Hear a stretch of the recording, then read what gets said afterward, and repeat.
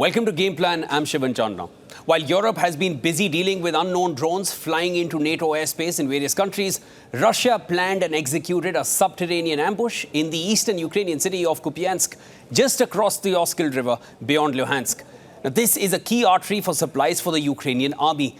Kupyansk was turned into a heavily fortified zone by Kiev as Ukraine and established fire control over the approaches to the city. That is essentially what Ukraine prepared Kupyansk for. But Russian troops, they reportedly used carts and scooters to travel 13 kilometers under the Oskil River, navigating through extensive Soviet-era underground networks of pipelines to ambush Ukrainian troops who were stationed in Kupyansk. And they were totally caught unaware. Russian troops have now sealed off a large Ukrainian group north and west of Kupyansk, trapping some 700 Ukrainian troops, out of which 250 are reported to have been eliminated by the Russian Defense Ministry. So, how did Russia do it? Why was Ukraine caught off guard? How do they navigate in these Soviet-era pipelines which exist even now? How important is Kupyansk for Russia? What is Russia's game plan? On this episode of Game Plan, I'm being joined by Dr. Gilbert Doctorow from Berlin. He's an international affairs analyst, author, and historian. Dr. Doctorow, always a pleasure speaking with you. Is the fall of Kupyansk imminent now?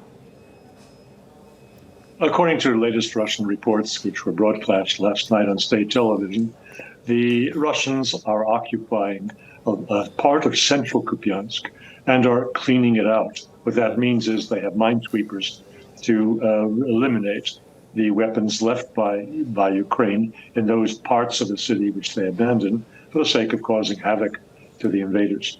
But let's take a step back, as you mentioned a moment ago. Why is Kupyansk important? Aside from its logistical aspect, which you have mentioned, it is a defending point for the city of Kharkov. The city of Kharkov, or Kharkiv, as it's called in Ukrainian, as it was, and it is, the second largest Ukrainian city in an area that is Russian-speaking. So it is more than that. The Kharkov area, being close to the Russian border, has been a staging ground for the incursions into Belgrade and Kursk oblasts, or regions of the Russian Federation. Moreover, the troops, those 750 troops, now 500 troops, who are they? And why would they be a particular interest to the Russians? Because a part of them are what's called the Russian Volunteer Corps, which is a group of Russian defectors, Russians who joined the Ukrainian side and who were celebrated by the Ukrainian government when it staged its violent terrorist operations inside Belgrade about a year ago. I understand. And when you say clearing out Kupyansk, that is essentially what the reports suggest so far. Now, is Kupyansk going to fall to Russian forces eventually? Is that now a certainty? Oh, it's a certainty. What is happening is the slow evacuation, to the extent possible, from the area. The Ukrainians have more or less given it up. They will leave those who are trapped to be killed. That is the way that they have behaved so far in each similar Russian capture of a fortified city. So those fellows are goners unless they can manage to surrender. The city of Kupyansk will fall. Kharkov is really the target of this operation. Here again, the Russians are not storming the city of Kharkov. It has a large Russian-speaking population. They are not intent on causing civilian casualties, but they will surround and starve out Kharkov. The surrender of Kharkov will be inevitable, and that is an important part of the Russian game plan for the end of the war. I hear your point. And Dr. Doctorow, what kind of loss is this going to cause to Ukraine? As Kupyansk, it was a fully fortified town. It was guarding Kharkiv, Kharkiv being the second largest city. What kind of loss will this be for the Ukrainian government as far as the infiltration is concerned? And also, going forward, what's next for the Russian forces after that? Well, let's be honest. The main area of activity is not around Kharkov. That is a secondary front for the Russians. The main area of activity, of course, is in the Donetsk Oblast, which is the key oblast region of the Donbass. And it is there you have the Ukrainian forces collapsing in front of our eyes, withdrawing and leaving the path open for the Russian capture of Slavyansk and Kramatorsk in the center.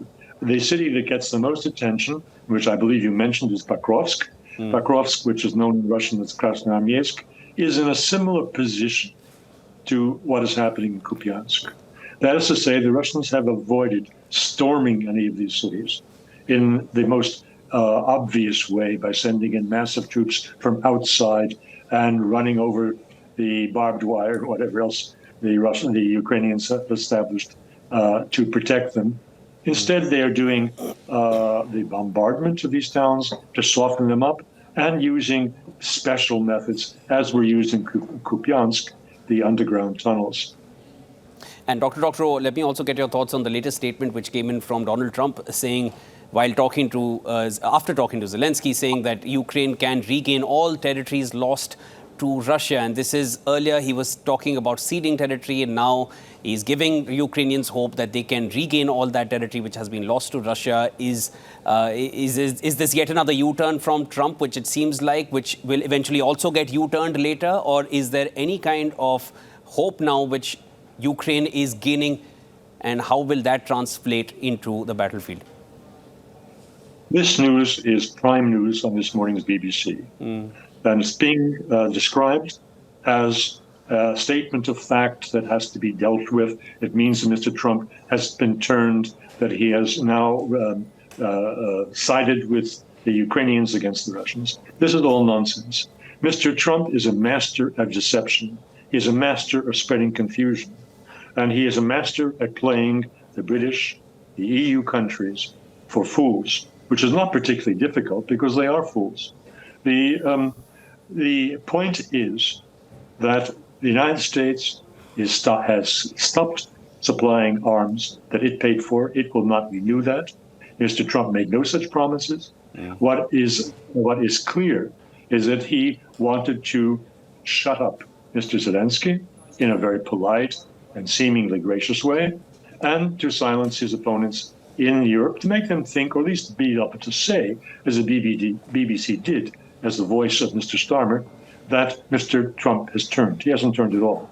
But he's gained some time. He's gained some weeks.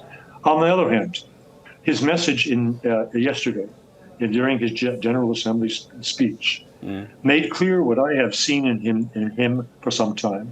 His message was to Mr. Putin when he said how disappointed he was that the war wasn't ended in 1 week, and his taunt to Mr. Putin that the Russians look like a paper tiger.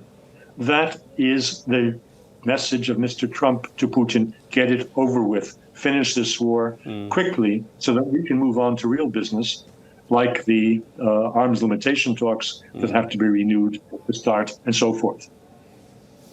All right, Dr. Gilbert, Doctorow, thanks so much for joining me here on Game Plan. As always, never holding back your views or your thoughts or your feelings regarding the UK, at least at this point, and the Ukrainians. But as far as your comments on Trump are concerned, you've maintained earlier as well that he's not to be considered as someone who doesn't know what he's talking about. He knows very well what he's doing. So his statements right now, which suggest that he's back with the Ukrainians, it's perhaps also a message to Russia, but eventually he wants to get this done with, as he's mentioned enough times in the past as well. We'll need to wait and watch how this one unfolds. But as of now, this is what the Russian game plan seems like. As of now, they are definitely going after Kupyansk, but perhaps not after the entire city of Kharkiv. How this eventually plays out, we'll need to wait and watch. That was Dr. Gilbert, Doctor, joining me here on Game Plan. Thanks so much, Doctor.